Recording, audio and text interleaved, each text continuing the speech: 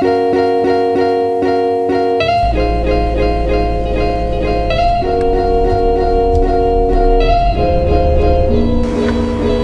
up, guys?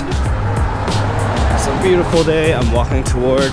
I'm actually walking to BART right now. My commute is pretty long. It's about 2 hours or so.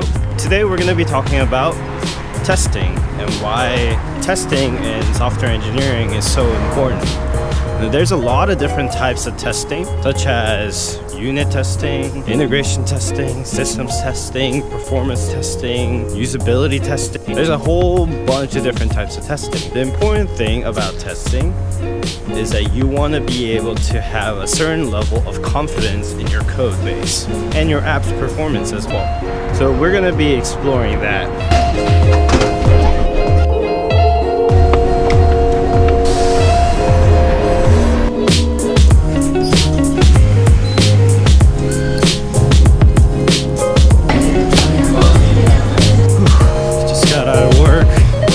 Trying to get back to see my wife and my baby, have some dinner.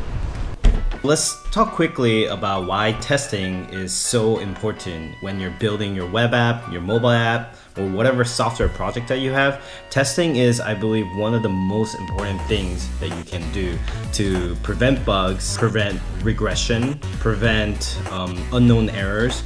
Just in general, make your particular app very robust. Here's the thing though, when you're starting out and when you're working on writing code, sometimes it may seem weird to write tests for your own app. It's like one of those things, like I know exactly how this function works. Why do I need to test it? So let me give you some pragmatic reasons why testing in the long run will definitely be helpful. Tip number 1. Refactoring. When you're starting out, you may not have to refactor your code that often because most of the challenges that you will do or tutorials that you will follow, those are already pre-done and they're more like one-off projects, right?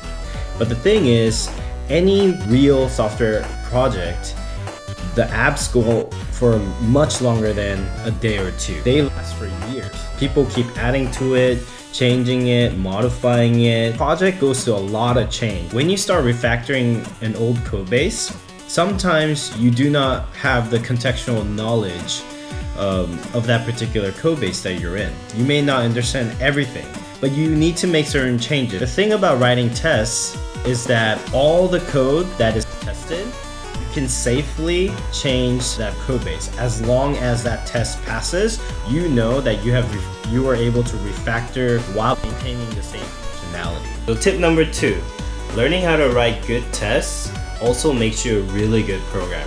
The thing is, once you start writing a lot of code and it becomes pretty sizable, you'll soon realize that not all functions are the same. What I mean by that is that some functions will be super easy to test and some will be just very, very difficult. But actually writing good tests starts from writing good testable code. So I actually remember when I first started programming that I found testing to be really awkward. Like, it was almost like I actually just didn't get the concept. Like, why do we need to test something that I know that it works, right? But it's because no one sat down and kind of explained to me the reasons why we need to do something, right? So think about the why. Always think of in everything, not just in testing, but for everything that you're learning, think about the why. Why is it so important? And why is it a topic that is still taught today? Here's the other benefit of writing tests. Every major company has something called a CI/CD process. Another terminology, right, is continuous integration and continuous deployment, CI/CD. The reason most companies like to do this is because they want to move fast and they don't want to have to figure out a deployment process every time they make changes to the code base, right? And this is really relevant in web, right? Web has one of the best CI/CD processes. And it's mainly because we don't have to worry. For example, Android and iOS, they have to at least wait a minimum of about a day for their apps to go live. So any changes that they make, they have to wait, because Apple and Google, they both have a process where you submit your app and it has to be reviewed. But with the web, you don't have anything like that. You have your own servers, you have your own deployment processes that you maintain, that you have control over, and therefore you can literally push changes every time you make a commit. And a lot of CI/CD processes are like that. Now, why am I telling you a little bit about CI/CD processes? Because when you're moving that fast, you have to make sure that you're not breaking anything. And the best automated way to do that is by writing great tests. So yeah, writing tests is really important. I hope you guys got a little sense of why I feel testing is so important, but there is so much more that I still haven't covered. But I think I'm gonna end it here for now for this particular vlog. I'm sorry that the day seems so strange, and it's because, yeah, this whole week I went through thinking about this topic, but I was really swamped at work.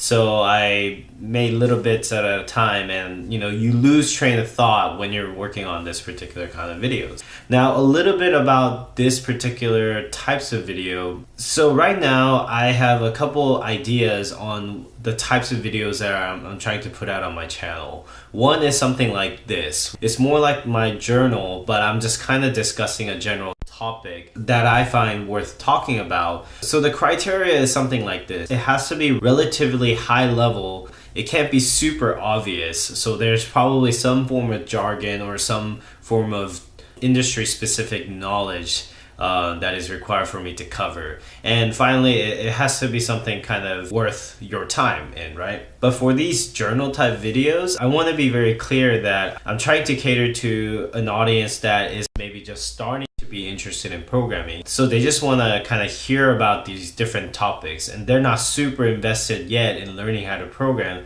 But basically, I'm trying to demystify jargon. I want to try to explain it in more of a clear layman's term, or in a form that anyone can understand, right? Because I feel like our industry, above all, has so much jargon, right? It's just filled with jargon, and everyone, like me trying to make these videos sometimes is very difficult, because I'm trying to explain things in the most simplest form that I can, but a lot of times I catch myself, you know, explaining a certain topic by using other jargon to explain it. For example, CI/CD is something that I talked about in this particular vlog. You know, that's a whole nother video on itself, you know, and why CI/CD process is important. But I just wanted to talk about testing, but it just came up. But yeah, so that's kind of the goal for this type of videos. The other type of videos that I'm trying to make are the straight up lesson type videos, where I have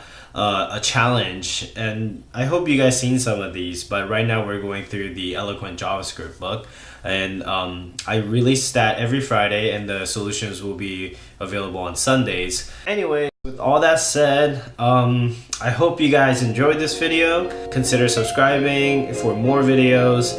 But yeah, thank you very much for watching, and join me in the